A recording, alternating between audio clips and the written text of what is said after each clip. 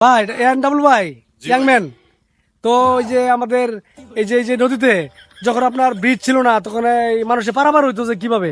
ওফো ভাই, এটা তো অতীতের অনেক ভয়ঙ্কর একটা কথা ভাই। গফরগাঁও ওই সময় ব্রিজ ছিল না, নৌকা ছিল না। আপনার বয়স এই সময় 2 থেকে 3 বছর হইব, আপনার বাপে যাইতো আপনার কান ধরে আইতো। আই সর্বনাশ! হ্যাঁ, সর্বনাশ মানে একদিন সন্ধ্যা দিতেছে ভাই, 40 জন মানুষ দাঁড়ায় রয়েছে এই পারে ভাই, বিশ্বাস করতেন না। মানুষ কি ব্যাপার হইব, সবাই আহামরি বুঝলেন, এদিন বাজার টাজার করে আসছে। আমি কি করলাম ভাই, এই সময় দেহটা আছেন ভাই। এই কান্দ লইলাম 20 জন, এই কান্দ লইলাম 20 জন। আই সর্বনাশ! হ্যাঁ, সর্বনাশ।